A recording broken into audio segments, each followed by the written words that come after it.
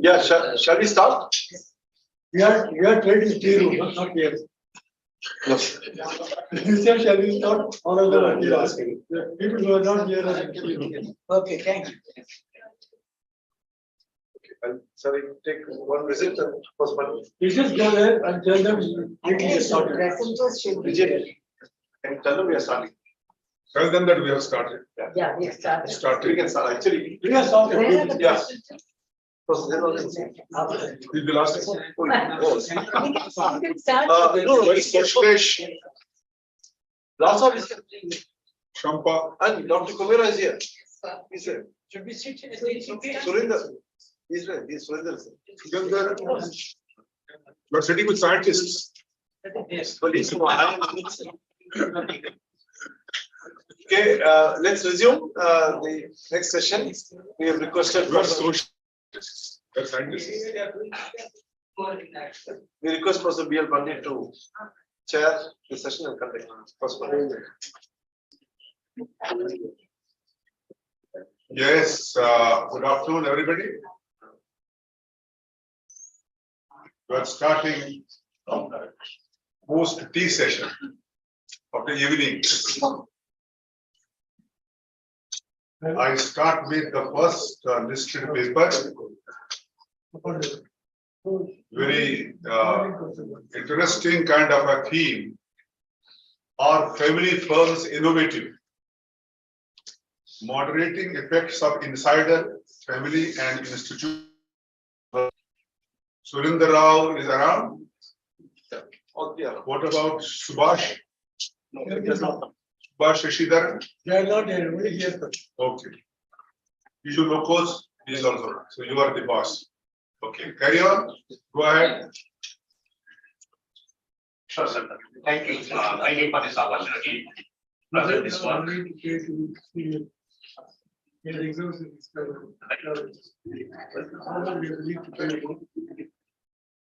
Please go ahead. Sure.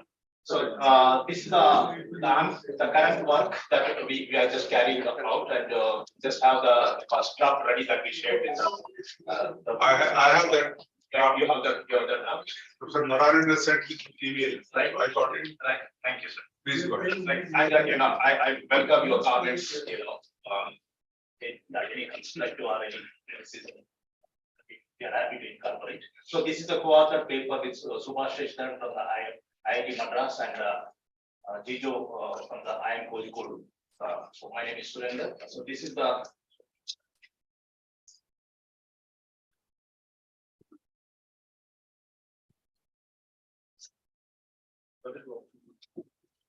right. So this is the flow of my presentation. Right. So before getting into the presentation, these are some slides that I have. Some of the data that we have. The R&D gross R&D expenditure as percentage of the GDP. Continue to stagnate at around the 0.64 to the 0.7% over the last 10 years. And when you look at this particular the metric across the various countries, and this ratio is as high as 4.99% in the case of Israel, South Korea. And overseas 0.64 or 0.7, it's soaring around this number.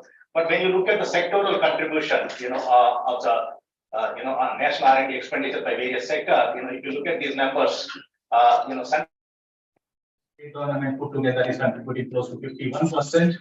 Where the private sector contribution is somewhere around 27%. If you see this number across other countries, contribution to the gross R&D. Whereas in our case it's 37%, where this is almost 70 or 80% in some other countries. Only in the case of India, this number is substantially, the yellow portion is substantially lower. The private sector contribution to the gross R&D is significantly lower in the case of India.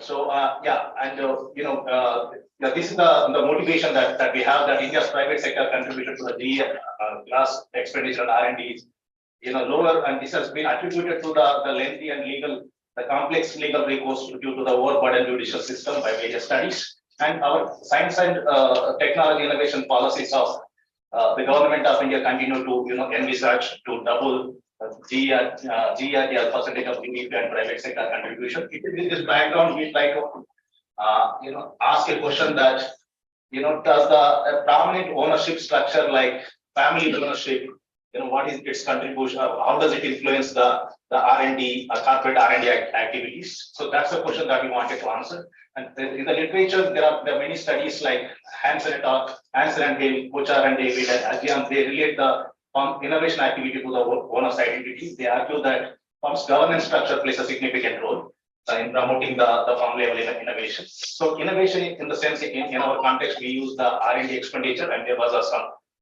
the questions on whether we call it as the innovation or not. But in our study, we consider that innovation is in terms of the R&D expenditure, and the family firms, family businesses control a significant corporate landscape, in the context of India.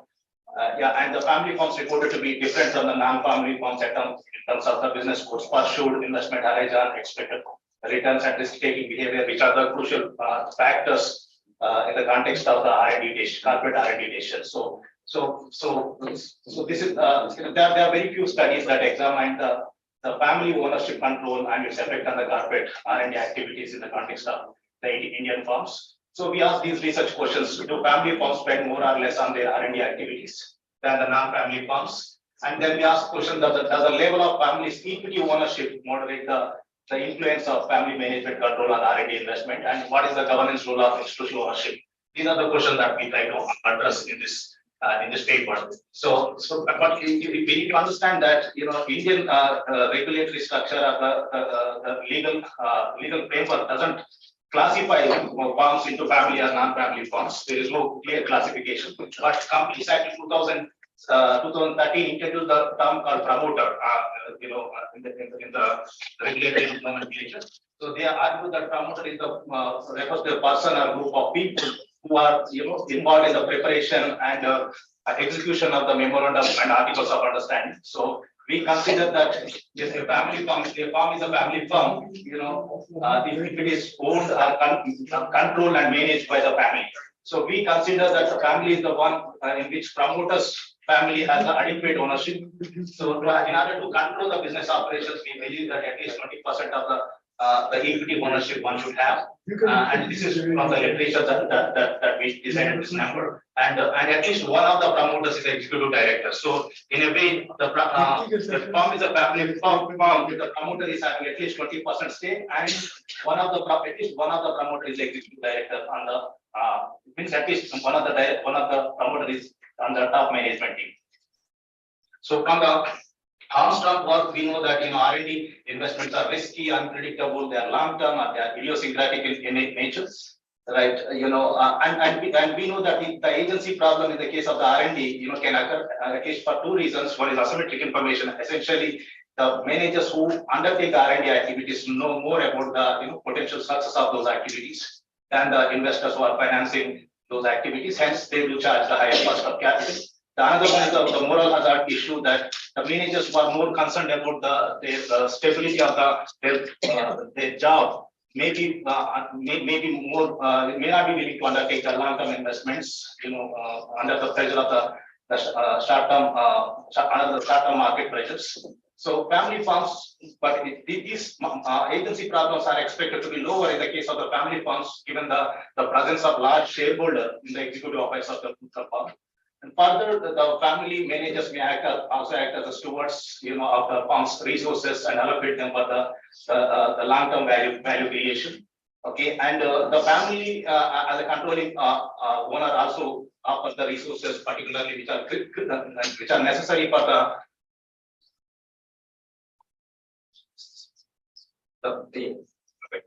Right, so the controlling owner also offer the crucial resources that are necessary for the innovation activities, particularly dedicated financial capital, social capital in terms of the network resources.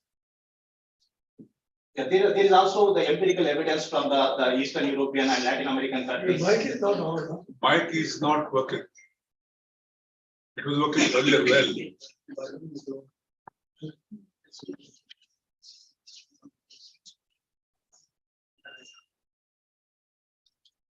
I think that it's not over. I mean, you might. You say. That is making some noise. That is making some noise. That's why it is connected. This. Sorry. Right, sorry. If it's not okay, give him a hand mic. That is better. Right. Is that fine? Both are not working. This is fine. Yeah. Right, so there is also. Okay.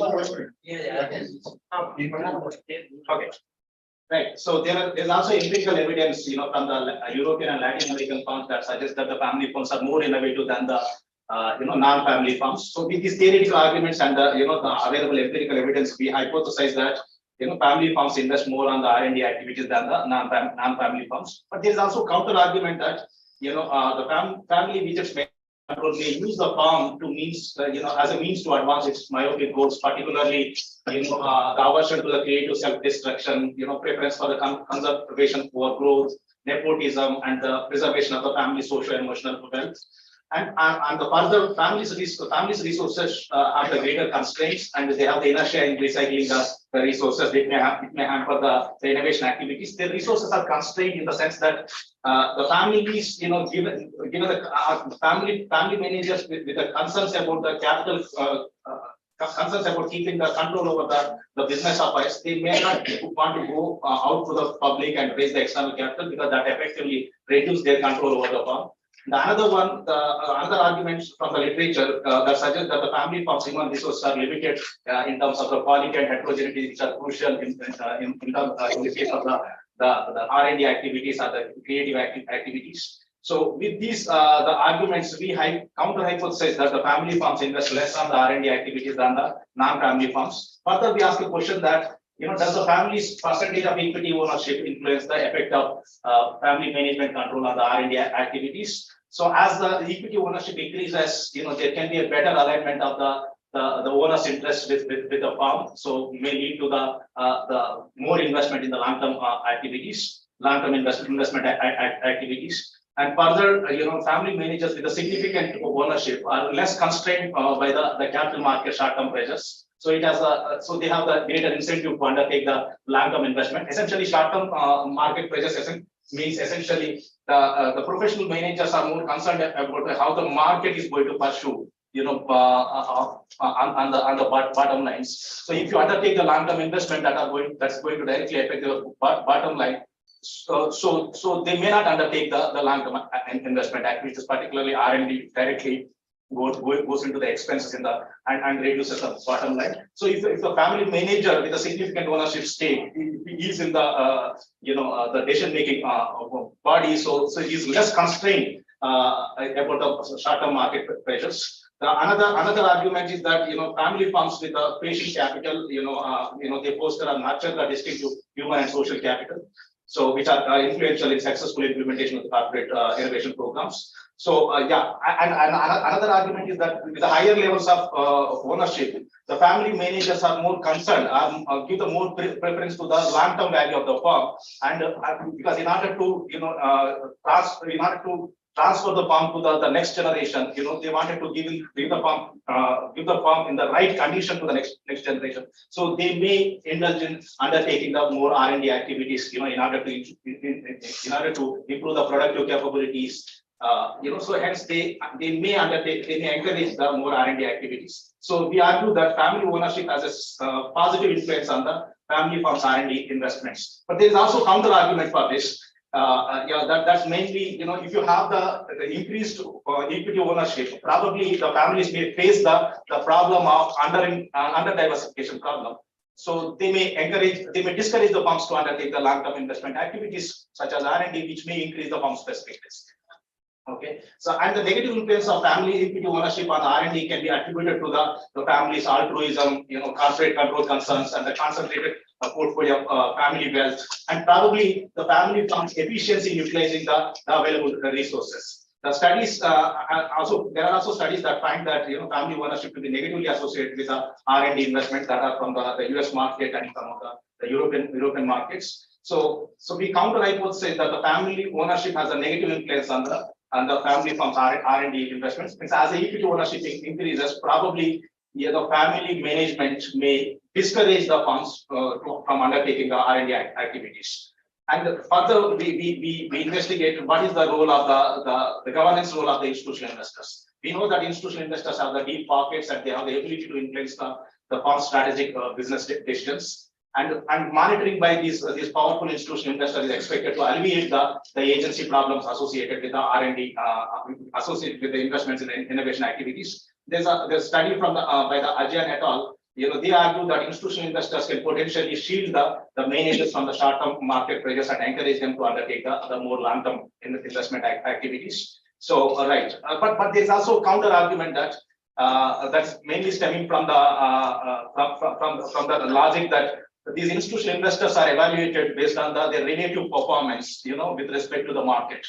So the institutional investors being evaluated for their performance compared to the market, they may avoid the firms that embark on the long-term investment activities that may result in the lower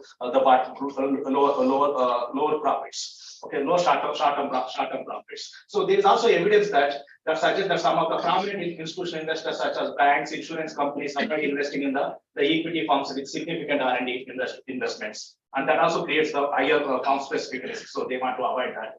So yeah, we hypothesize that the institutional ownership, reduces the negative influence of the family ownership and management control on the firm's R&D investments. The counter hypothesis is that institutional ownership, accentuates or increases the negative influence of family ownership and management control on the firm's investments. So to test these hypotheses, these are the empirical, these are economic models that we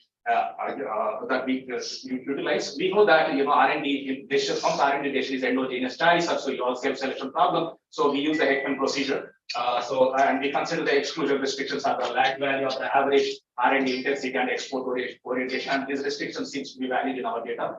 And further, this Heckman procedure only controls for selection problem, but there may be, some firm specific, unobserved variables that may cause the endogeneity problem. So to address that, we use the Semikina-Woolridge procedure from the 2010 paper that he suggested, where we not only use the inverse mix ratio in the second stage, where the Semikina-Woolridge suggested that we use the time averages of all the independent variables as the controls in both the first stage and second stage equations. That in a way controls for the selection as the endogeneity problem.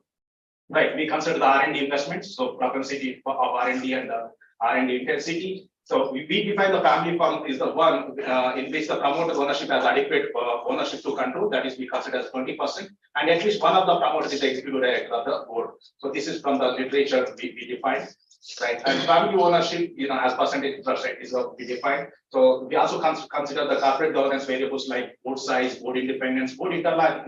In our sense is that average number of other directorships, and the CEO duality control variables. These are the class. So we use the CMI Progress DX database.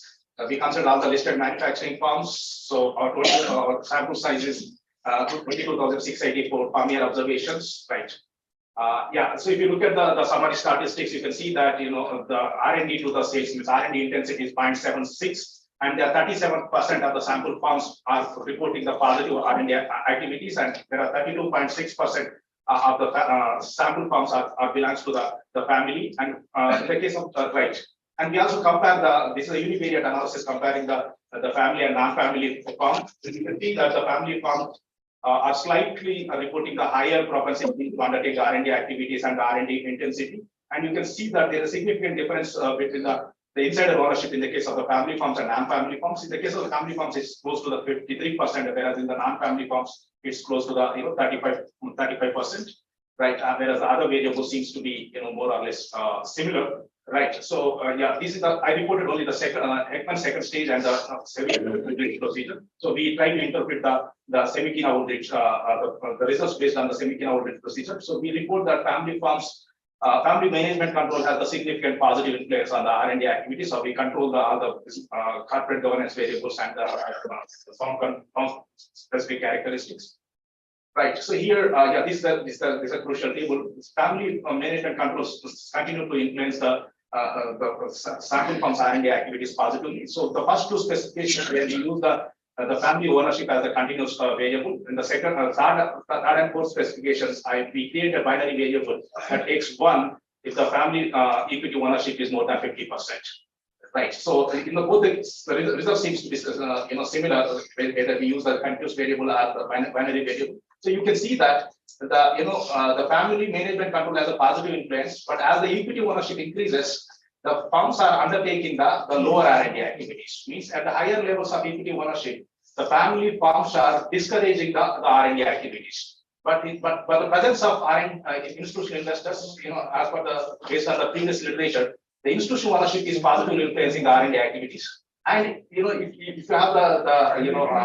the interaction, the triple interaction variable, if you see that the negative influence of family equity ownership on the R&D activities probably be limited or reduced by the presence of institutional ownership. That's what we find as a significant result in this work. Okay, right. As additional analysis, we classify the firms, our sample firms into the technology and low technology and high technology industries based on the OECD classification. Yeah, right. So our results seems to be significant. Means institutional ownership variable seems to be significant. But if you see that, the governance role of family seems to be significant in the case of the high technology industries when compared to the low technology industries. Okay, and further we classify sample firms into the young and mature. Young and mature, first two specifications are based on the age. If the firm is listed after 2001, which is the starting year of our sample, we consider it as the young firm. If it is listed before, we call it as a mature firm. The third specification, we use the Dickinson classification based on the cash flow variable. If the firm is reporting the positive cash flow from operations and the negative cash flow from investing and financing activities, we consider them as the mature firms. This is the classic definition provided by the Dickinson in 2011 paper. So our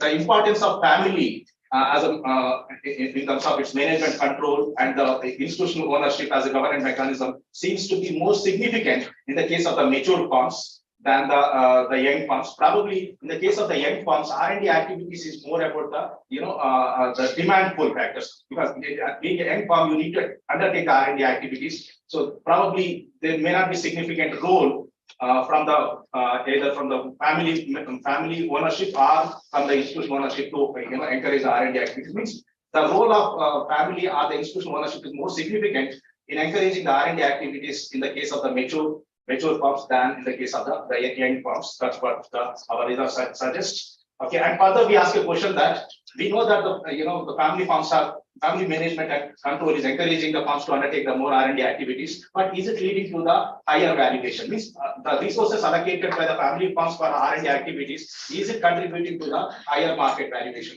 So our results seems to be significant in the sense that whatever the resources allocated by the family management to the R&D activities is being appreciated by the capital markets. That's what the interaction term suggests. Right. So these are the findings. We find that family firms invest more on the R&D activities than the non-family firms. At the higher levels of family ownership, equity ownership, family firms spend less on the R&D activities. Probably the family's myopic interests seem to drive the firm's investment decision rather than their long-term investment horizon perspective, particularly if their equity ownership is higher. But we find that institutional investors limit the negative influence of higher family ownership on the firm's R&D activities and probably steer the management the R&D investments. And our additional analysis suggests that capital market participants appreciate the R&D efforts of family firms. And the findings emphasize the governance role of family and institutional investors among firms operating in high technology intensive industries and firms that are at the mature stage of their life cycle in fostering the R&D activities.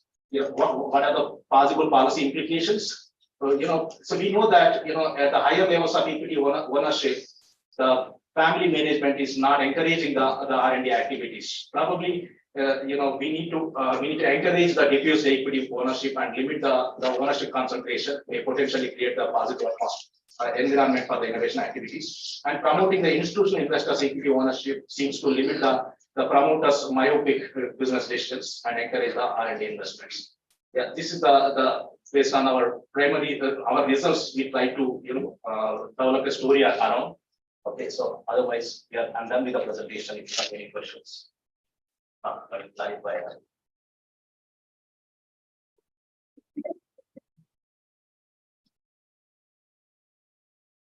I would like you to tell me specifically, when you say family firm, you had really scanned the literature.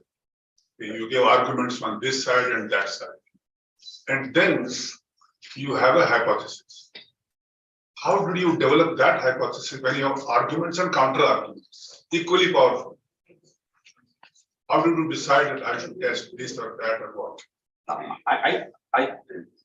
We have the based on the literature you have, as you said. I saw arguments and counter arguments. Yes, we have the hypothesis. We have Equally powerful. Equally powerful. Right. So we wanted to see, how our data says which side our Indian firms are behaving.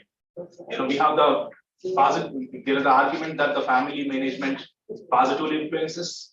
There are arguments that the family management negatively discourages the R&D. Reason, you have some theory with you? Yeah, the theory. Apart from econometrics, is there a theory? That's right. Theory comes from your literature. What's your theory? For the Or past. you are basing your results on econometric, results, or you have some theory in your mind. So we developed this hypothesis based on the implications or the implications of agency theory and stewardship arguments. Then there's also one more argument that is cited is this is the last aversion argument. Basically, the family firms are more concerned about the socio-emotional wealth. So since they are more concerned about their socio-emotional wealth, they may not undertake the risky propositions in order to, continue to, in order to protect their legacy. So these are the last aversion theory. So that I try to Just tell me one thing: are family firms having the higher market share? So that's what your family firms. The literature suggests that. Of course, not literature, your data. Yeah, but data suggests that more family firms. In my case, there are 34% of my sample firms belongs to the family. They account for more than 60% of the market capitalization. Or you are talking about Tobin Q? No, I'm just talking about the Tobin put Q you together. are talking about. I'm just talking about put together. Even Tobin's Q is greater in the case. I think Tobin's Q is not greater. In the case of the actually. That's my worry. That's my worry. When we see these are incorporated firm, how do you measure the size of the firm? Because all their basically they get their capital from apart from their family money, which is there, which is a small part of the total capital. Their shares are traded 24 hours of the day in the world market, isn't it? So when you decide, adjusting the economics, the researcher of economics to know what is the market size of the firm, what do you look at? We look at the market capital. You look at the market capital divided by the production cost. That is Tobin Q. Yeah, that's right. Did you measure Tobin Q? Yes, we measure Tobin's Tobin Q or what? Q we measure. You did that. Yes. And did you put that in the equation? Actually, we have the results. We argued that in the robustness checks, we have that. We know that from the initial analysis, we know that the family firms are, allocating the more resources to the R&D activities than the non-family. That comes later. That comes. I will complete. That comes later, whether they are doing less R&D, more R&D. I am telling you, when you're saying a family firm, what is the relationship between this family, this sociological question, family firm, and their market size of capital, contribution to market? Did you do Tobin Q? So we have, sir. We have, sir. You can see that, Tobin's Q is a function of the family management and the R&D intensity. We have done that. Okay, is it positive? Actually, the family managed firms are not well appreciated in the market. It has a negative influence on the That's market. what I'm telling you. Yes. If there is a family managed firm and its Tobin Q is very low, isn't that an indication it will not be able to, it will not be incentivized to invest? Actually, Note it down somewhere, right. note it down, because in another 10 minutes, somebody else will come here and start presenting his paper. Tobin Q is a definition in the numerator. You have what? I have. Market size of capital, that is the stock market size, divided by the production cost of capital, that is Tobin Q. Write down, Tobin Q is defined as. Actually, we have this definition, sir, in the paper. We have this in the paper. So No. If you write it down once again, what happens? Stock market size of a firm divided by the production cost of capital. Okay, that is Tobin Q. So if you use that Tobin Q and see how it's related to the family structure, the owning, how many of the firms are family managed? One question. Second question, in the product market, apart from the stock market, the dominance can be the product market also. Tata is a family managed firm, right? But what happened when Maruti was introduced? Right? What happened? That Maruti, being a semi-government or a government kind of a concern in automobiles, they grabbed the maximum share. Right? So Tata was family managed. But even then, what happened? Tata Cars has consistently failed because Maruti did something that it was basically the cost economics, making the cost of the car very small. There are other strategies. So since you are thinking of this sociological, this aspect of the firm, that is whether it is family managed or not, you must have in mind your Indian conditions and Indian examples. Okay.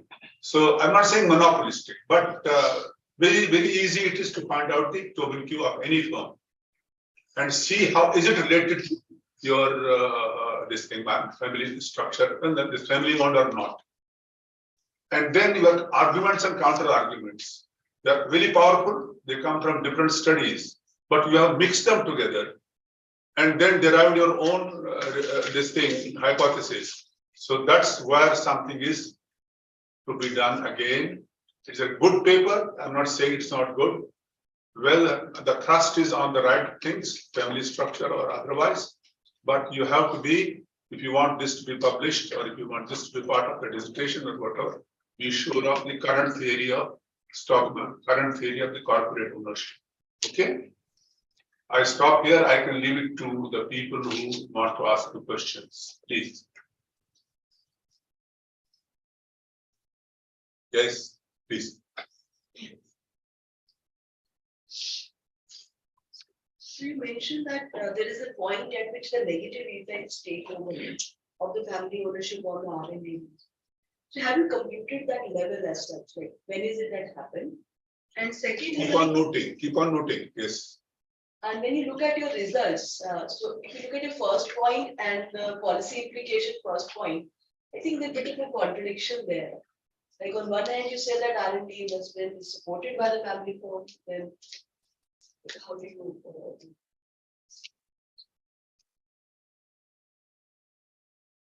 You said that family firms invest more than on R&D. So at least before the point, it is there. So until and unless we don't know what is that point, so that is being supported. So if we start diversity, ask for more equity participation before that point, it may not be very beneficial.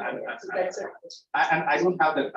We are currently, this is based on the first results we prepared this draft. We are working on that, by including the square term. Or by explaining the ownership at the various. So note down, keep on noting down. Okay. Any other question, please? Any other question? Should I announce the second paper? Narayanan? Should I announce the second paper? Yeah, please go. Yeah, I have really extended. You cannot keep it extended for a year. okay, Surendra, Shall I respond? you want to respond? You can. But Thank you. Yeah, actually, ma'am, this is the right point. Actually, we were thinking of, identifying the point where the it's flipping, to the negative. So, if you rightly remember, we mentioned that family farm is the one where the ownership is at least 20%, and the one of the promoter is the executive head. So that's how, so you have the control as well as the management. That's how we define the family farm. And it is true that, as the, percentage of equity ownership is increasing, we have the negative coefficient. I understand that we don't have at this point, where it is flipping. Right. That's the point that I have. The another one I noted down, I will into that. Your question actually. no, don't answer my question. It is just for your noting. Because we don't want to take the time more because we have 2 more papers. Okay? Anybody else, please? Okay. We have the next paper by Kaushalesh Lal and Shampa Paul, Productivity, Innovation and Knowledge Capital, Cross-Country Analysis. Please start.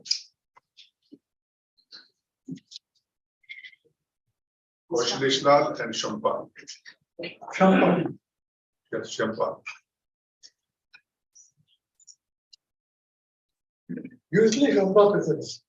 Usually. That will be settle your problem. Please settle your problem. We always ask the younger person to present. Yes. Screen has become blank.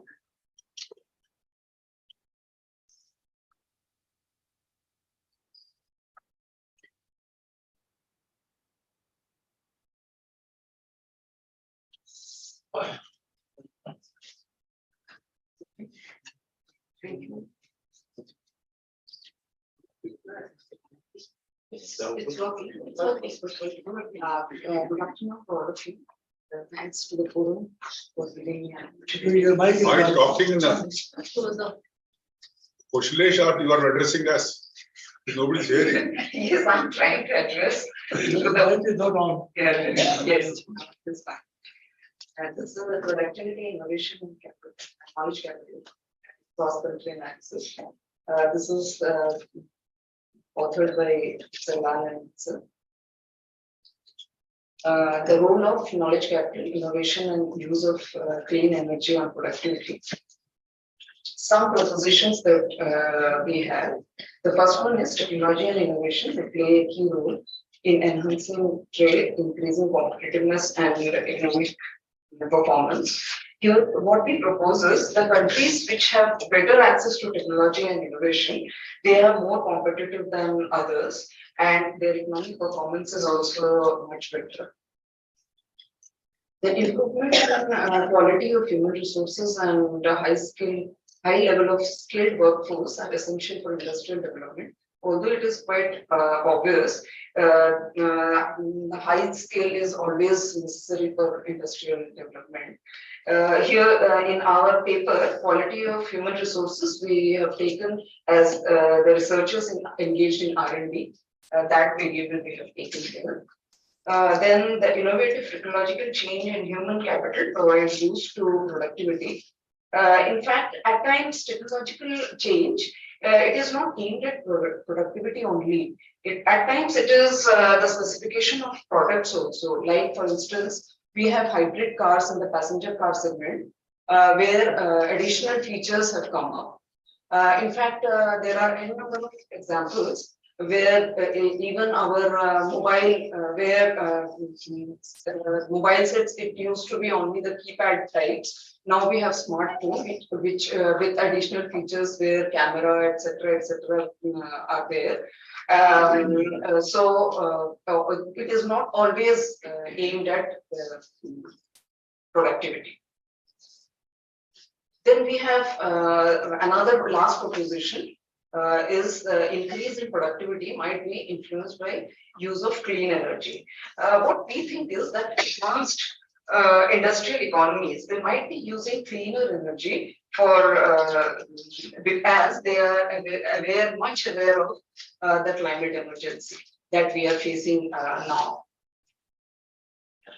Well, in order to undertake the study, the data and the methodology that we have used is, it is a cross-country analysis across 3 continents, covering 12 countries, and the period of analysis 2007 to 2020. Some of the countries that we have included are Kenya, Nigeria, and South Africa from African continent. Asian countries are China, India, Malaysia, Philippines, Republic of Korea, Singapore, and Thailand. And South American countries are Brazil and Mexico. The data comes from WDI Online Productivity Database, which is again from World Bank, and Global Innovation Index, that is GII, which is from WIPO. And the econometric technique that we have used is panel data distribution, and it's student. Now, some of the sample characteristics that I would like to focus on regarding labor productivity and innovation index. Here, I would like to give some brief idea about what GII has put into WIPO has taken as the definition of the innovation index. They have categorized into 5 pillars or segments, they say. Number 1 is the institutional one, which includes political environment, regulatory environment. Then they have human capital and research, where investment in education, quality of education, etc. is included. Then the third pillar is infrastructure, where ICT infrastructure or general infrastructure and etc. they are used. Then fourth one is market sophistication, where access to credit and financial conditions of firms that etc. are included. Then they have the last one is business sophistication, the innovation of firms, innovative environment in firms are included. Now we come to the sample characteristics. Here we have taken, in case of South American countries, only Mexico and Brazil, because only their GII was comparable. And in case of African continent, South Africa, Nigeria, and Kenya, only they had comparable innovation index. Then in case of Asian countries, Singapore, Korea, Malaysia, China, their GII is comparable, while Thailand, Philippines, and India, their GII is comparable to the South American countries. So that is why we have included only these ones. And we can see that the labor productivity in case of Mexico, Brazil, and South Africa, there is comparable, whereas their GDP growth is not much, it is just above. Then we just come to the hypothesis. We have 4 of them. The knowledge capital is expected to contribute positively in innovation capabilities, which in turn is expected to augment productivity. Here we have taken quality of researchers as the indicator for knowledge capital. Then the second hypothesis is financial resources are likely to influence innovations positively. Here financial resources, we have taken R&D expenditure as percentage of GDP as the variable. Then the third one is there is likely to be a positive association between carbon emission and extent of innovation. What we expect here is highly innovative countries, they are likely to emit more carbon. Then the last hypothesis, that is adoption of Industry Revolution 4.0 technologies is likely to influence labor productivity. Let me just indicate Industry Revolution 4.0 variables, that is ICT, ITES. Apart from there, because of availability of data, we have actually considered secure internet server density and internet density as our variable. Now, I will just come into the empirical part of our analysis. The association between innovation index and productivity. Here, this graph indicates that there is a positive association between the productivity and innovation. As the R square is 0.64. Also, we can see that Nigeria, Kenya, Philippines, and India, they all have a comparable productivity with varying degrees of innovative GIA. And also, the China has an innovation index which is comparable to Singapore and Korea. Some more analysis, association between GIA and other indicators. This is the panel data regression model, or this was an unbalanced panel data actually. Let me just add here. Here we can see that we have taken GIA as 1 year lag actually, and it is as it has come out to be highly significant, which indicates path dependency of innovation capability. Also, we can see that carbon emission, which is highly significant. This indicates that industrial economies, they are emitting more carbon. The variables in the first model, which were not significant, that is researchers, density, and R&D expenditure, that we have considered in the second model, and which have come out to be significant. Both of them are significant, indicating that they influence innovation capability. The factors that are influencing labor productivity, we have tried to identify some of the factors. Here, again, we have devised two models where we want to see the impact of GIA and Tech4 indicators on the productivity. The labor productivity, here we have taken 1 year lag as well, which again indicates path dependency, and it is significantly influenced by GIA and the server density. Since in the first model, the server density and the internet density, they were highly correlated. So that's why in the second model, we have taken internet density, which has again come out to be highly significant. I will just indicate some of the findings of our study. There exists a positive association between innovation and knowledge capital, indicating openness of economy and access to financial resources. I must add here that WIPO has included openness in their definition and also access to financial services.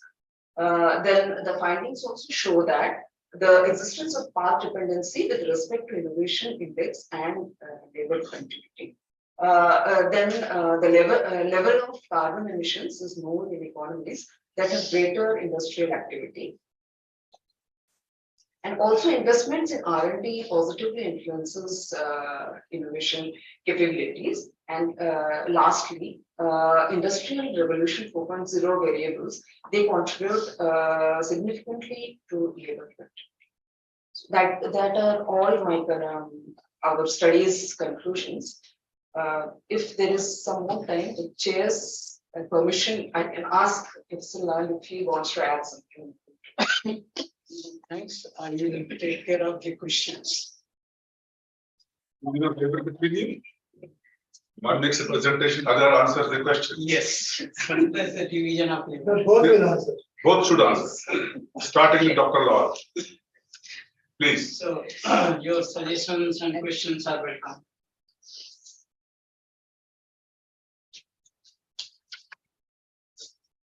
I think this time I reverse, then people start and then I come towards the end. Okay. Formula is you are discussing. I am a discussant also. Yes. Discussion. Let me start. You are not a chairman. How do you measure global innovation index? GII. Actually, this series is developed by WIPO.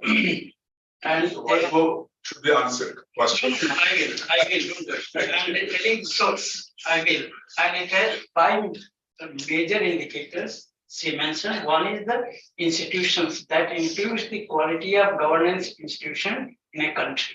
But there are many other indicators indicating type of quality of institution. Then the second main indicator is human capital and resource. What were your resources, what were your factors which you combined and told that this is India's GII? How did you do that? That we have taken from WIPO. I'm just explaining how WIPO computes GII. Okay. So one is what? One is the institutions, that includes the quality of institutions, governance institution, and the some institutions related to policies. How do you measure it for India? I haven't measured, it is done by WIPO. Data comes from what? Data comes from WIPO. Data comes from WIPO. Yeah, we haven't measured GII, it is measured by WIPO and they maintain the data. All right. And in the second, allow me to complete this. So it's given in the paper, no? Yeah, it's, Yes. Yes. the second is the human capital and research, that includes the investment and R&D and all those things.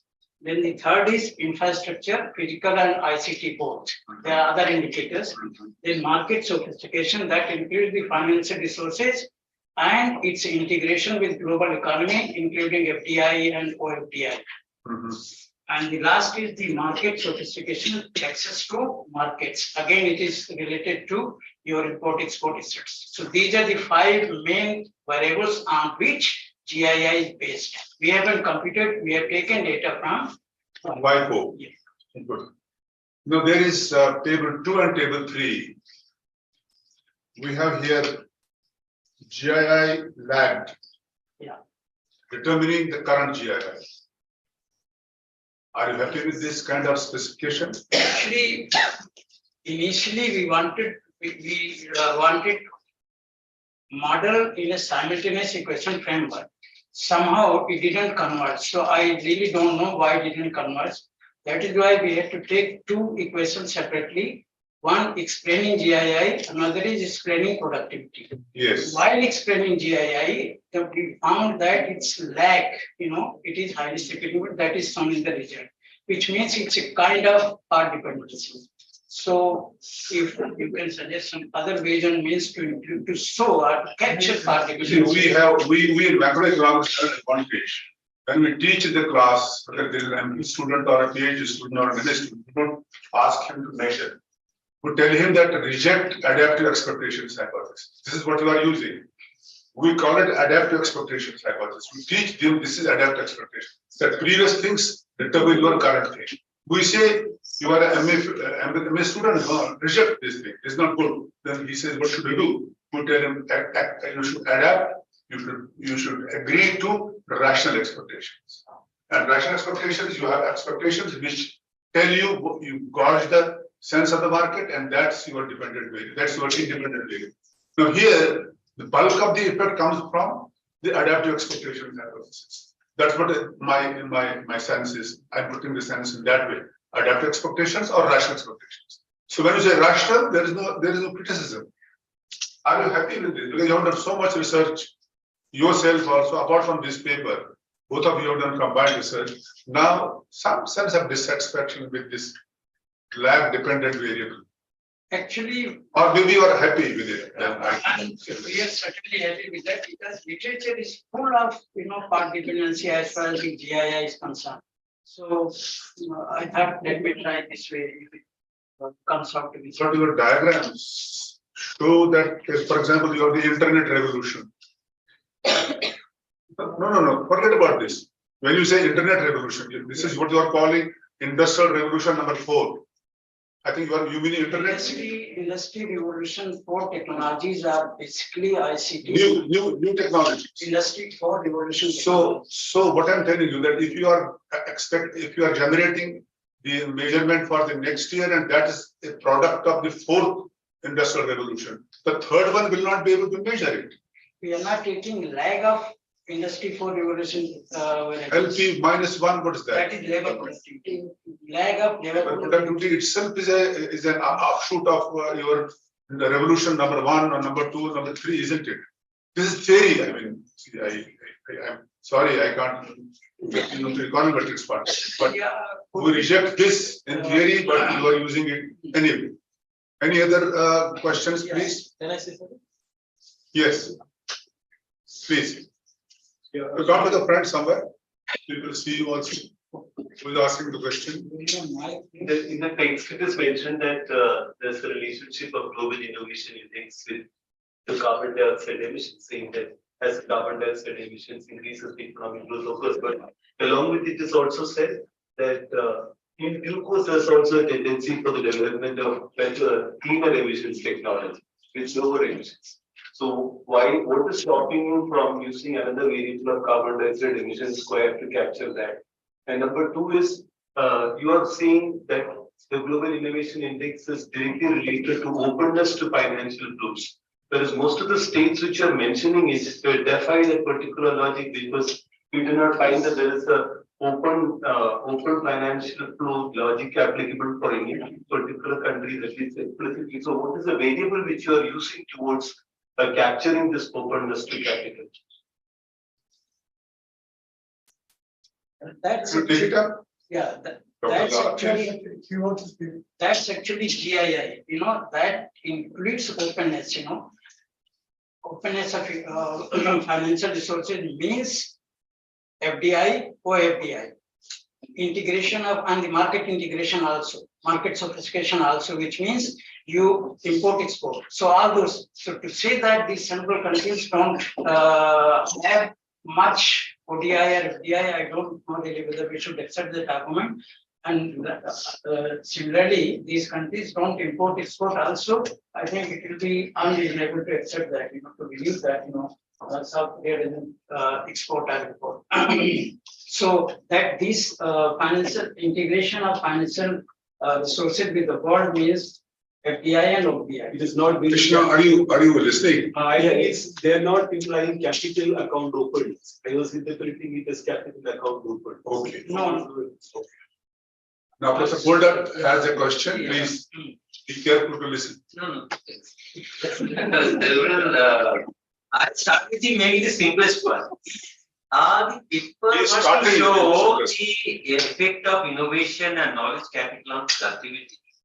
The title should be innovation, knowledge capital and productivity, rather than productivity, innovation and knowledge capital. Since productivity is driving the innovation and knowledge Not capital. I mean, otherwise. my suggestion would be the title requires a little. This is an example of a simple question.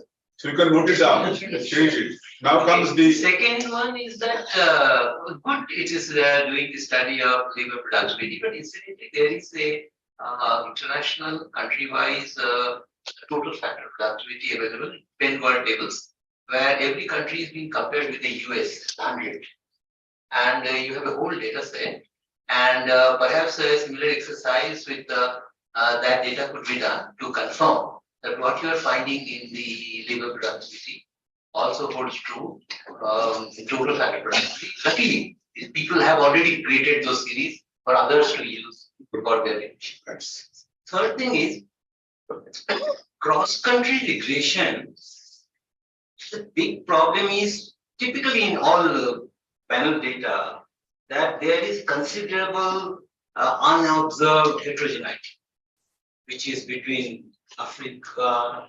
I mean, every country is different. So in the models, generally nowadays we are not liking to do random effects because it is not totally controlling for that, and a fixed effect structure is always better to take care of unobserved heterogeneity across different cross-section units. One of a colleague of mine says nowadays no journal publishes if you estimate random effect. Only if you estimate fixed effects, it will be accepted. Random effects means rejection. I did not know what they have estimated. It looks to me they have estimated random effect. Now, that is also not right because when you have a dependent variable with 1 year lag entering as an explanatory variable, neither fixed effect nor random effect, both are. So you have to really go back to the analyst's computer because this sort of model, earlier some people were doing GMM, I was also doing GMM. But lately, people are saying even GMM-based papers are getting rejected. No, I don't know what's happening to the reviewers. Stop. Very, so only instrument variable, this only instrument variable papers, gets nothing else.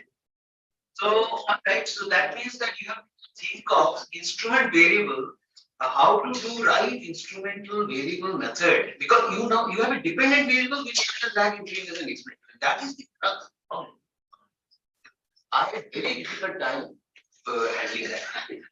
Now, final point is, So, see, does it make it distributed lag model? no, it's not distributed type. It's not distributed type. What you're saying, this is what only dependent variable with 1 year lag is coming. Only that's. Why is that distributed lag? I don't know. Whether they're It should be through time, it should be through two time. times. No, you can't. have Anyway, two let's not drop, Yeah. let's not go into that. But the question is, I'm just saying, the way things are evolving. Yeah. Because, as the journals are becoming stricter, we have to also respond to them. Correct. Yeah. And now, finally, the paper has the carbon emissions as one of the experiments. Now, I have some objection. Carbon emissions in the dependent variable is like GDP by person. Obviously, carbon emission will go up as the GDP goes up. This relationship is not from carbon emission to GDP. The relationship is from GDP to carbon emission. I mean, so putting that as an explanatory variable does not appeal to me. I'm not saying maybe somebody has done it, but it does not appeal to me. I mean, it's not so important for the paper. Is the having the carbon emission as a variable so important for the paper? It does not need to be so important. Perhaps you may consider dropping that or giving some other justification. Or again, I say, because it has a two-way relationship, GDP impacts carbon emission, go for instrument. Thank you. Let me respond one by one. Your first suggestion is I will note it down. as such, without Okay, any what problem. we don't know, right? We without any problem. As far as this second suggestion is concerned, with this labor productivity I have taken from the same source, we will try TFR. If it works, we will put those results parallel to this finding. But we have taken the data from the same source, labor productivity. And third was, yeah, we will see the techniques if you can change and to suit your conclusion, suggestions, we will do that. And see, I don't know, I may be absolutely wrong. Carbon emission and GDP is economic wealth. Carbon emission is a negative kind of thing, you know. So it should be less because developed world has been saying that we emit less per capita, but at least results. So even if you take the simple correlation, it's going to be positive. So that's the idea. Before you go, let me say something. There is something in the environmental economics literature which is called Kuznets curve, environmental Kuznets curve, where carbon is a function of GDP. I mean, you can't entirely ignore the entire environmental economics literature. This because carbon is being determined by GDP level, there is a problem. Either it has to be instrumented or it has to be dropped. I mean, this is my view, but you still want to retain it. Maybe it has not reached the, the threshold level of Kuznets curve. So it's still GDP and carbon emissions, they are going hand in hand. Maybe at some point of time, it might reduce, the GDP per capita increasing and carbon emission is decreasing. That might happen later on. So we will see what can be done with the carbon. We have some time till dinner, till you can settle things We with can the settle. Professor. One more paper, huh? Yeah, that's why. Now we have the third and the last paper of the session, knowledge and global inequality. Monopoly and monopsonic capitalism. Devanathan is presenting the paper, please. Thank you to the forum for allowing me to share this. It's a very different kind of paper. I don't do econometrics. I don't do regression, etc. So none of that is there. But I'm trying to find an explanation for global inequality. What I'm presenting today is part of a larger study I'm doing which as a book, say a part of the book series with UN Wider, which is on knowledge and global inequality. But that's a much larger time frame from about 1800 till now. I'm in this paper today with the period 1970 to now. So really the period from about the time of OPEC, the collapse of the gold, the dollar standard, and the shift to a new form of production. So the two areas I'm looking at, I'll just, how do I start? You opened it. Why did you close it? How do you start this? It was opened. He already opened it. Yes, sir. Yes. Yeah, but where do I take the first slide from?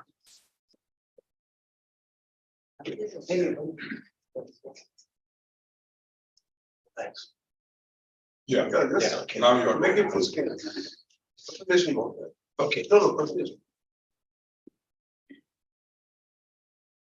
yeah, so in a very broad frame, what we have is two periods of history from what is known as the Great Divergence to what I'm calling a limited convergence today.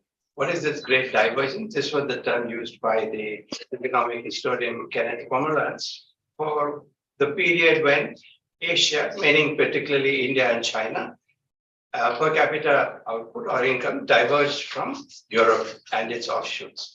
Now, all the data that I'm using here, which is not very much, this data is taken from Deepak Nair's book on Resurgent Asia, where he has put together these series. So what happened in the period 1820 to 1950, which is the end of colonialism, in a way, that per capita incomes in Asia, China and India went down from 50 and 45% to 7 and 10% of that in Western Europe. So there was a drastic fall in per capita incomes between Western Europe and Asia. That is the Great Divergence that Kenneth Pomeranz spoke about. Now, along with this, manufacturing in China and India went down from 1830 to 1950 from 47% of world manufacturing to just 4% of world manufacturing. So actually, I think there's a link between these two. I won't go more into that because this created what Robert Finlay called the Great Specialization. The specialization being Europe in manufacture and Asia in raw materials. And you know the Prebisch-Sanger hypothesis with regard to the terms of trade. So all that is part of the first part. What I'm dealing with today is global inequality from 1970 to 2016, for which data is there, and I took it from there. What happened? And here there's a divergence. There's a difference between different parts of the world, particularly Asia. East Asia went up in this period from 4.3% of industrial world per capita income to 21%. So they came up to 1/5. So they grew by almost 5 times their per capita income grew in that period. Southeast Asia went up from double from 4.5% to 9% of the industrialized world per capita income. So they doubled.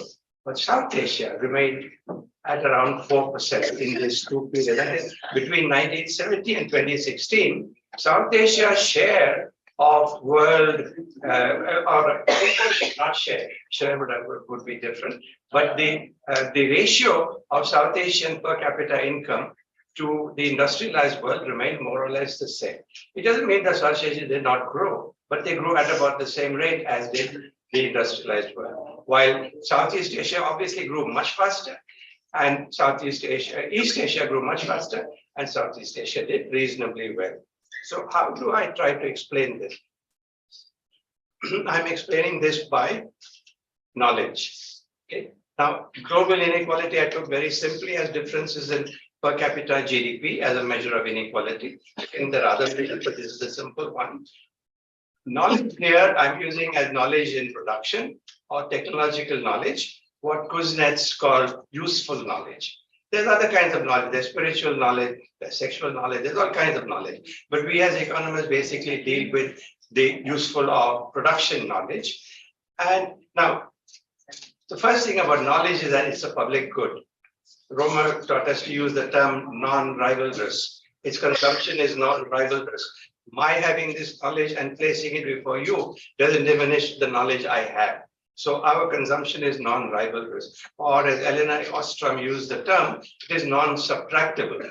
You can't reduce the knowledge I have by getting my knowledge from me. So these are non-rivalrous and non-subtractable. But there's one more quality of knowledge, that it is excludable.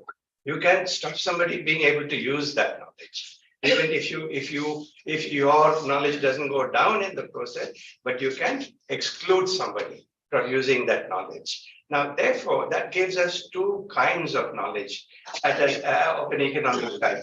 One, which is enclosed or excluded, which although we can call monopolized knowledge with intellectual property rights, but it doesn't only happen with capitalism, it happened earlier also. If you look at the Indian caste system, the different knowledge of the different castes was excluded one from the other. And even within her caste, women were excluded, say, from the knowledge of use of the plow, they were excluded from the use of to weave, or they were excluded from the potter's wheel.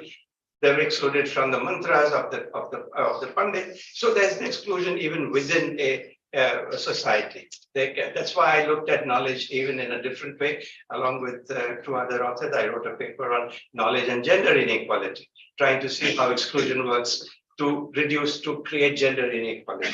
So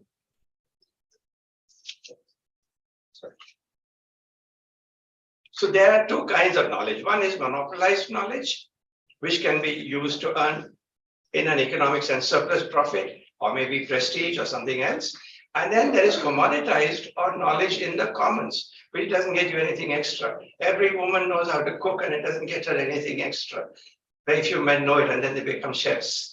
And they get a lot extra because they're getting some monopolized knowledge, which they exclude others from, that secret recipe which they have. So a lot of that excluded knowledge is also explicit. It's not necessarily it's not explicit, it's implicit knowledge, which is not easy to gather. You know, the knowledge of a designer, though it is protected by copyright, you can't use the term Gucci or Ralph Lauren, you can't use that. But their knowledge is a very implicit knowledge, you know, the feel for what is a good design. It's not easy to get that knowledge. But there is a knowledge that is explicitly enclosed by intellectual property rights, that as for instance now in TRIPS. So that's the important thing. Now, therefore, as a result of this, we have two kinds of knowledge in a capitalist economy. Now, division of labor doesn't necessarily mean inequality. Yeah, you may have division of labor and be equal. The division of labor becomes unequal when there's a different valuation of the two kinds of labor. So my labor in earning an income or the man's labor in earning cash income is higher value than the woman's labor in running the house. So then there's a division of labor that's also unequal, results in an inequality. In a capitalist economy, it's simple, the income you earn. The more income you earn from a particular piece of labor, the higher its value, the less you earn. There's only one measure in capitalism, and that is money. There's a measure of all things. Okay, there's no other measure. So therefore, we have two kinds of, I use two kinds of capitalist relations. One is that of monopoly, which is a matter of power in the product market, which allows for higher prices, supported by intellectual property rights. Therefore, you use the term intellectual monopoly capitalism. I mean, Baran and Sweezy and others, of course, Lenin much before that, used the term monopoly capitalism. Hilferding used the term monopoly capitalism. But in the post-World War period, Baran and Sweezy and others came up with this analysis of monopoly capitalism. Nowadays, we talk of intellectual monopoly capitalism because the intellectual property in that sense, or the non-tangible asset, actually has become much more important than the tangible asset. What is the tangible asset of Amazon? Almost nothing, just about their servers, that's about all they have. But their non-tangible asset is the software that goes in, that runs all that. And that is the, which is protected by intellectual property. And that is why this becomes more important as a form of monopoly. Now, there's another term which is not much used, and that is monopsony. Monopsony was first coined for Joan Robinson in her book in 1933 book on the imperfect competition, where she said that every monopolist is necessarily a monopsonist. Because if there's only one seller of a product, there's only one buyer of the inputs that go into that product. So if there are a few sellers of a product, there are a few buyers of the inputs. And therefore, monopsony is unlike monopoly, it is power in the input market, not in the product market.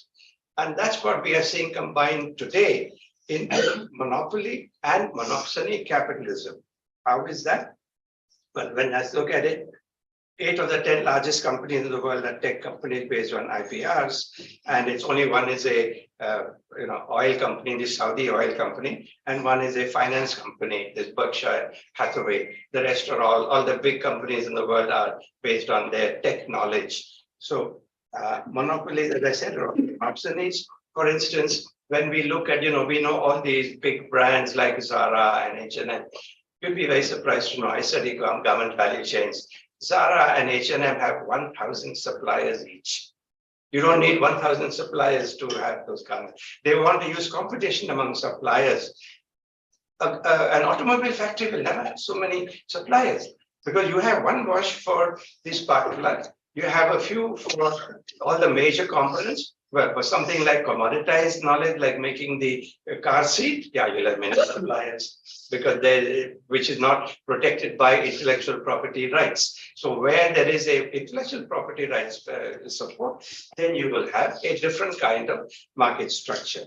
So these together form what we call today the global value chains.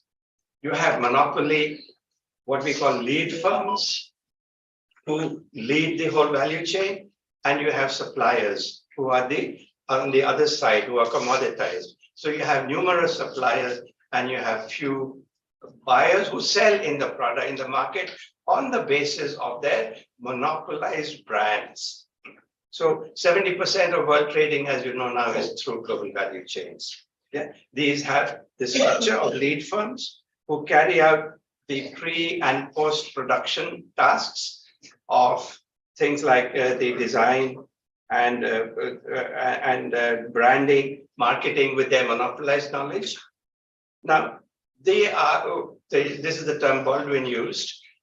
These are headquarter economies, which largely include these lead firms. There are very few lead firms from the others. The others who supply are the supplier economies who are really supplying in these global value chains. Now, when I looked at the gross margin, we look at shares of the value divided among the global value chain. You know that in an iPhone, Apple gets about almost 50% of the share of the value, while components, etc., get 17, 20 other percent, while the Foxconn that used to assemble it in China got 1.5% of the value of the iPhone. But when we look at profits, gross margins is a better way of measuring this. So the gross margins of these companies are between 40 to 60%, which is very high. Levi's and Apple, they all get 60% margins on what they're selling us. That's their margin. Now, what do the suppliers get? 8 to 10%, which is a competitive, these are gross margins, okay? Which is a competitive market profit, which is enough to keep you in business, but not much to accumulate or even to gain more. So there are a few which get a little more. Our IT service companies like Infosys and TCS get around 25 to 30%. They have a position, not a monopoly position. They are still not monopolists in bargaining with the monopoly buyers, but they have an intermediate position because they have a brand reputation. They are able to fix their rates. They will not accept a contract with less than 23% or 25% margin. They're very straightforward in that. Though in the beginning they used to. They also had to give those itemized costs. Okay, I need X type of person for so many hours and Y type of person for so many hours. But once they established a reputation, they could give lump sum prices and say, okay, this is our price, either you accept it or don't accept. So they are in an intermediate position. So now the profits of these headquarter firms are not only through monopoly pricing in the market, product market, but also through monopsony pricing in the input market, by pushing down the costs of the inputs they buy. For instance, garments. What about all these environmental costs that we suffer? You know, the Tirupur rivers are destroyed, the Dhaka river is destroyed, but all that garments goes to be consumed in Europe and America. But we are suffering. So is that not a real cost? We can't just take monetary cost, we must take real cost. And that the fact that the real cost does not translate into monetary cost means that there's a higher profit of the brands through their monopsony positions. When you talk to the brands, to the suppliers, you will realize how they utilize this cost position, their monopsony position, to bring down the entire profits that are provided to the suppliers from between the 2008 to now. 2008 was the Great Recession. Margins of the suppliers have gone down. Even when they do more, their margins don't go up, but their volume goes up, but their margins don't go up because of the bargaining relationship between the brands and the suppliers. So what is the effect of this unequal distribution of profits between the two sides of the value chain? That most of it goes on one side and the others just get enough to carry on. First, the brands don't have to invest in production facilities. Apple does not own a single production facility. Zara and H&M and all don't own any facility. Levi's and Nike don't own any. These are all manufacturers without factories. So they don't own any production facilities, they only do that. As a result, the demand for employment of labor of the middle and low skill type has vanished in America and Europe. So you get Trump, you get Brexit. What do we do now? There's no more employment for those who are high school graduates. The only employment is for those who have reasonable employment is for those who have done at least a college degree. Then you can get something. But those who are high school graduates, in the 1950s, a high school graduate could get a job in GM or Ford and to live a good life as a middle class. Now that's vanished. So that is the first effect. Secondly, these uninvested profits which they earn, they have huge cash reserves, these companies. What do they do with them? They use them for share buyback. They buy back their own shares so that the market value goes up. This is the most parasitical way you can think of using shares. No investment, whether in their country or anywhere in the world. So that results in this share buyback, which share values go up, but nothing happens to production. Now, in the supplier companies, what is the effect of this of this structure of monopoly and monopsony? Well, one is combining as producers. The most successful combination we have is OPEC. The only one that has really succeeded as a supplier is OPEC, because in 1973 onward, they pushed up the price of oil that they were getting.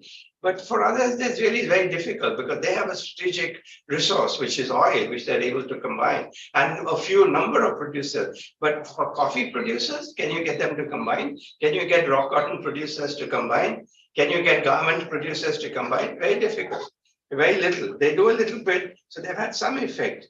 But some reputation branding, as I mentioned, TCS and Infosys gives them a little bit better, but there's nothing much. So what is the development pathway from this structure? It hasn't remained static. It has changed, it has evolved, it has developed in some ways. The main part of it has been to what we call full package supply. From being, I use the term that I used in the garment industry, cut, make, trim. You get a design, you cut your fabric, you stitch it, and you put in the buttons and all the trim, all the chamak, damak, etc. And that is your garment. But you now move to what's called full package supply. You take the design from the company, from your buyer, and turn it into a garment. You source the fabric, you source everything, and you now carry out more functions. And you also do some little bits of innovation, incremental innovation in that period. So you now do a better, therefore, your domestic value added increases in this fashion. You're doing more, but as I said, our studies have shown that the rates of profit don't go up. They still remain at 8 to 10, but your volume of business is larger. So you're actually getting more total profit. India has done this very successfully in pharmaceuticals by taking the, what they developed as pharmaceuticals in the West and coming out with generic versions of the same, which we are able to sell at, and have really developed as as they call it, the pharmacy of the developing world. I mean, if it were not for Africa, if it were not for India, Africa would have suffered much more in the AIDS crisis. So that has been the way in which to go up. But all of this requires, of course, the development of worker and management capabilities. China did this on a very large scale. Bangladesh and Vietnam are now doing this and are becoming middle-income countries. India has also done it to an extent and has also become a middle-income country. Now, my critical question is there a continued linear progression from low income to middle income to high income? Or is there a break in this? I think there's a break. There's a very big break. There's a non-linearity in this process. It's relatively easy to go from simple assembly to full package. Now, sometimes the headquarter companies also help you because they want to reduce their costs of production. But they will never share with you material on the product design. They will never share that with you. And they won't develop your capabilities in design because that's where their monopoly lies. Maruti will manufacture in India, but Suzuki doesn't give them any of their design. Every time a new model comes, it's designed in there and only modified over here. So Suzuki does the old design and only it's done here.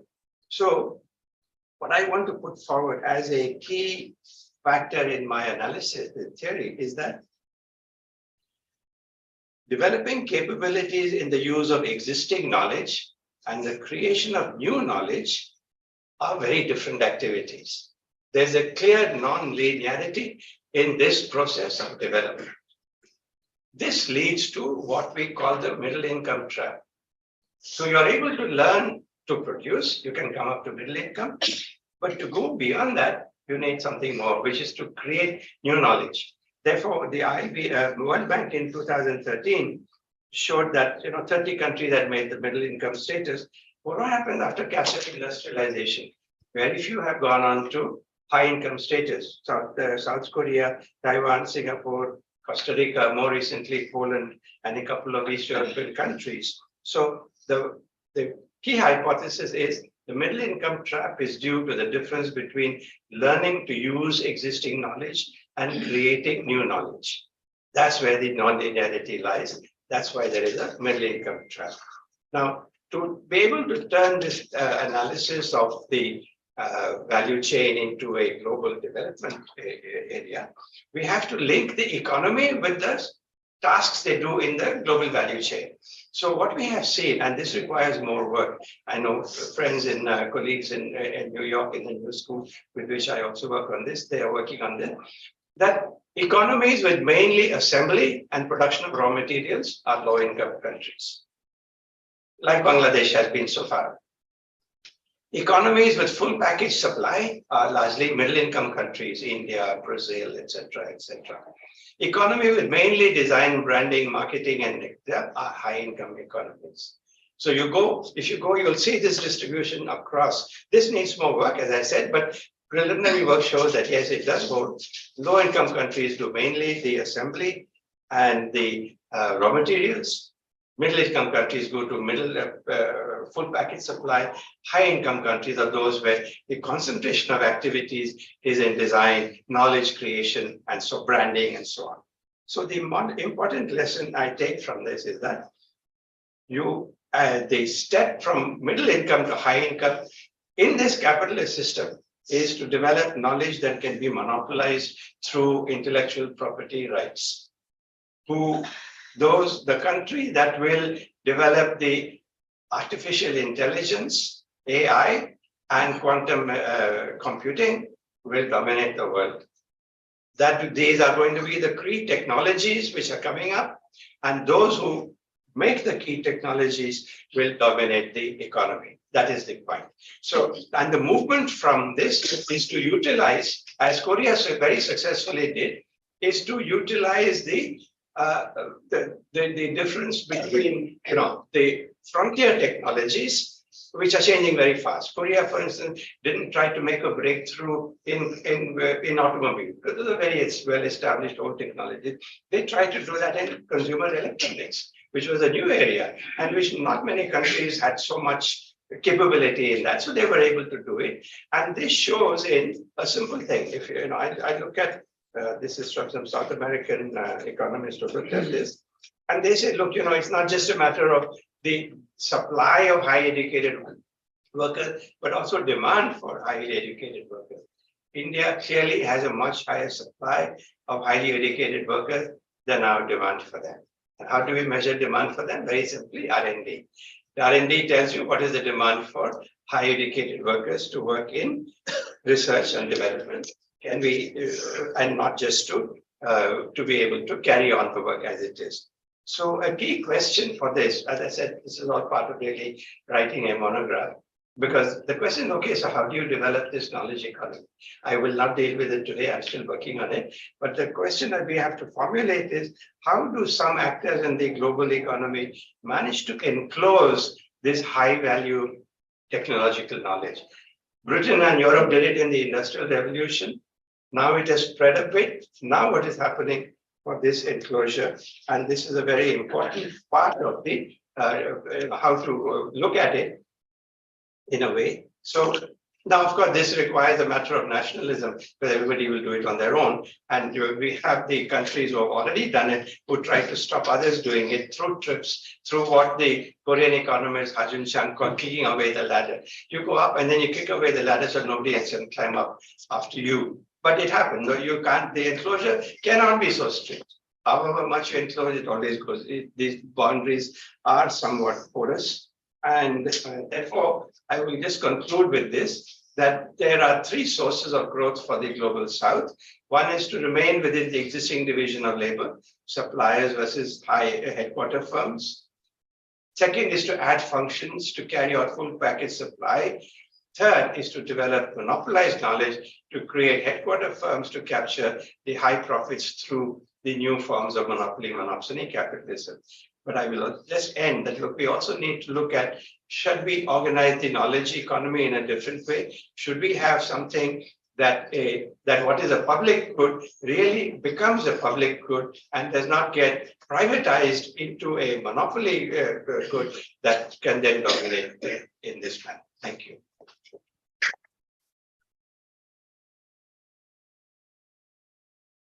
Professor Devanathan, we are thanking that person who put your paper at the end, because all of us have been tired with economics and econometrics and other questions. So now we have a person who uses a very solid, of course, but we loved his presentation, whatever he was saying. But if I ask him, what are your research questions? Please do. Just a minute. Then if I ask him if entire data set comes from Deepak Nair's book, is your own data somewhere? Okay, if I can explain, if I can answer that. Telling you why we enjoyed all this. Because some data, table 1, 2, 3, 4, the solid original data comes from Deepak Nair's book. That's all about the data. Rest of it is very nice generalizations and some terms here and there which are quite enjoyable to hear. And she says headquarter economies will remain there, but why should they remain there? If we have the same technology tomorrow, we'll become headquarter. Why should any particular economy be headquartered throughout? And in all kinds of aspects. USA, you have said headquarter economy, but it's not for all things. I mean, there are others also which are there. So such, statements are very enjoyable to listen. So I did not intervene in between telling that, sir, where are your questions, the research questions, and where are your data sets, and where are you using them to get some results out of a research paper, if it is a research paper. But he says that I'm doing some work on this, and some others are also doing work on this, and they will come out with a good monograph. And I should not congratulate myself that I have said these things, because we have different types of researchers. We economists, econometricians, industrial economists, other kinds of people, agricultural economists, we have a different view of the world. And here is Devanathan was a different view of the world. So all of us have been enjoying that different view of the world. And if you, I have no questions, because I asked my questions in an indirect way, that where is your own data, where are your questions? Now, all of you are free to ask questions, because we have still some 20 minutes No, you don't have. to. You are not ready. We are trying. No, it is 6 to. No, that, go to the next. Huh? That is true. No, it is, okay. Then stretch out to 5:30. Oh, 5:30 is over, yes. 5:30 is, so the limited freedom I granted to you is taken away, taken back. Yes, please. I think our technology should be. Another, I really enjoyed your presentation, which was trying to bring out the asymmetries, which is very, very perceptible in the global economy.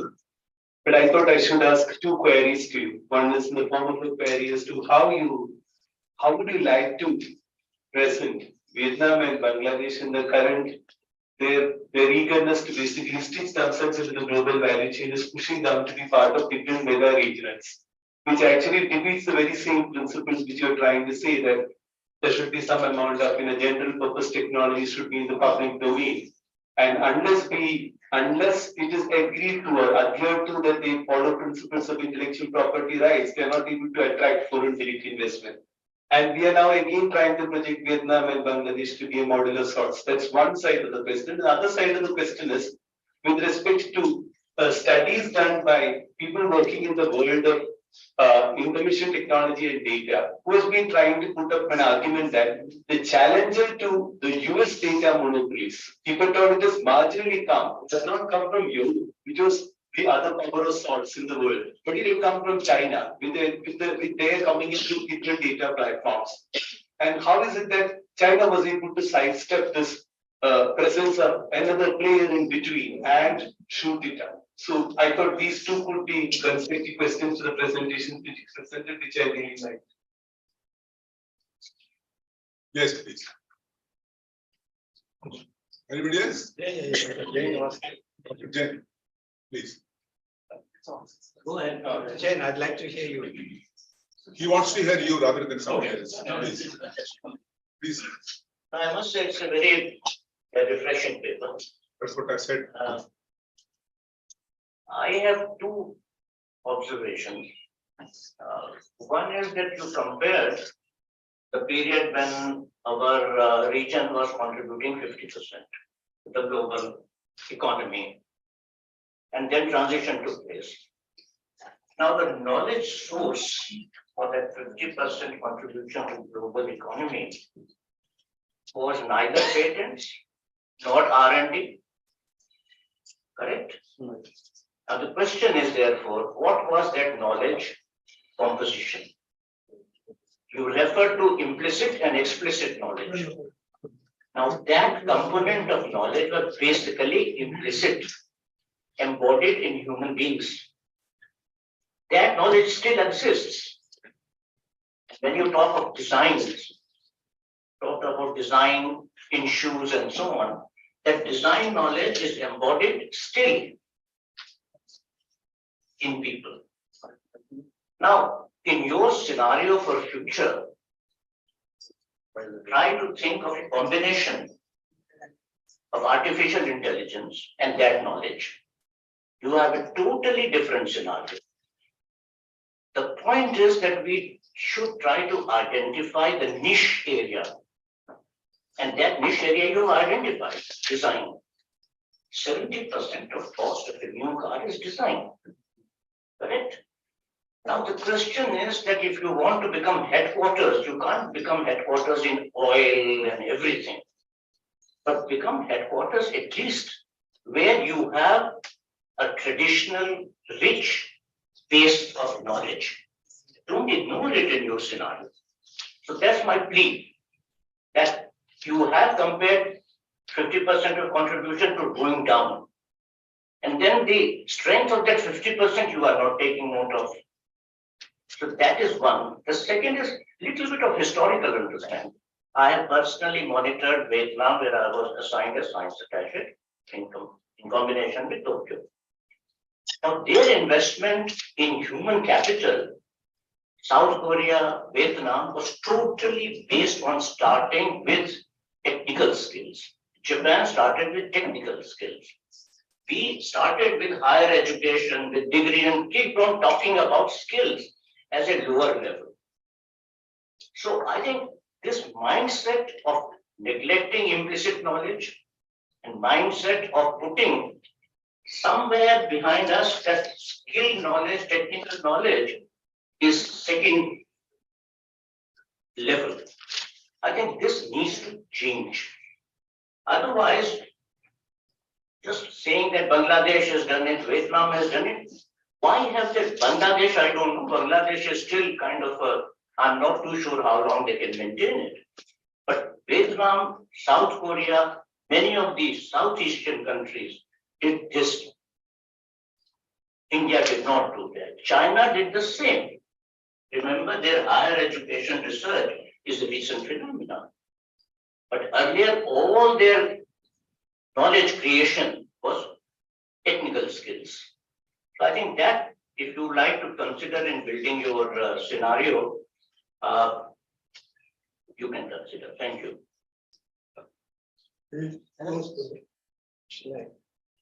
Yeah, I think, Dr. Pandit, can I say something? yeah, please, In 15? at 6 level. Yeah, no, I know, but this was really so interesting, but I think we need to talk and discuss because the very important issues have been raised, which have a lot of bearing on what is India's future growth. Now, I'll start from first one point. Can we have more headquarters in India? Nowadays, so many things are really being sold under global brands in such a big way. Does we have anything that is a brand that has been created in India, global brand in India? Now, unless and until India can create that global brand, how can we have headquarters? So if our Indian companies are not capable enough, then perhaps we need the might of the Indian government to bring that global brand, which can then push the economy. This is one point. Indian government or something we need, something. That is second point is, much of the discussion and much of the examples given were only about manufacturing. All commodities, raw materials. But there's a whole world, rather a bigger world, which is outside manufacturing. That's the services. So if there is no question of raw materials, design, all these are not in a big way there, although they're saying trading, in trade, in cabs, there is difference. But there are a whole lot of services which so to the extent that there are these services there which constitute such a big part, there is future there. That is second. And we could group there in those groups where these sort of headquarter versus branch issues are dealing with. Third part is the apart from services. There is a third point I am forgetting. Anyway, let me conclude with the final point. At present, India is growing about 6%, 7%, and we expect the growth rate to maintain. If we are able to maintain a growth rate of 7% for next 20 years, we get into a middle income trap, but we go out of the middle income trap. What is stopping us from maintaining a 7% growth rate for next 20 years? I think, please. There have been a number of questions. Thanks for them. I'll of course not be able to answer everything, but I will answer some as I can. Please. One is, what is the research question? Simple. What does knowledge explain global inequality from 1800 to now? Which I broke up into two periods, 1800 to 1950, and then 1950 to now, 1970 to two different, because one is the period of colonialism and the other is the period of the post-colonial development. So that is my basic question. Does knowledge explain it? And I broke it up into two parts because I've been working on this when I was looking at it earlier, the commoditized knowledge and the monopolized knowledge. These are the two. The point is, what happened in the Industrial Revolution, as I think Dr. Jain made this point, that was, England had a patent law, which was initially royal monopolies in 1400. They started monopolizing their technical knowledge right at that time.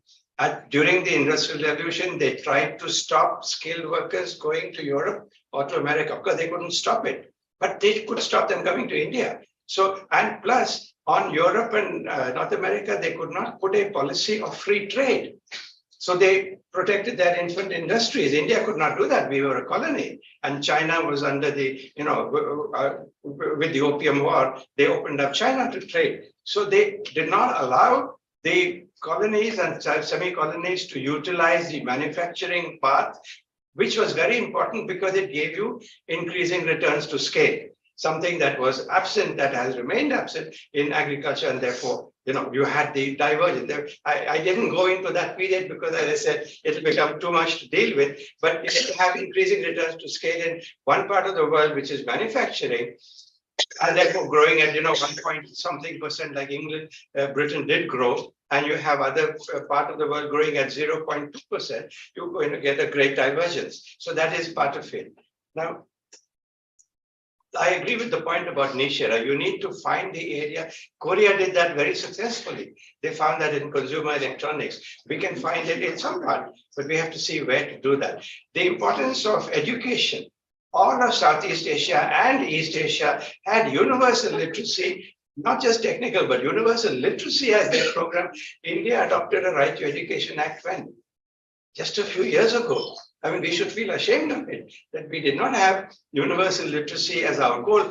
Sri Lanka had it in 1935 in their constitution. India took about 2005 or 2010 to have a Right to Education Act. So that is a big minus factor in our ability. Now, becoming a headquarter economy, I'll just mention this. This is exactly what I said. It's not going to happen so easily.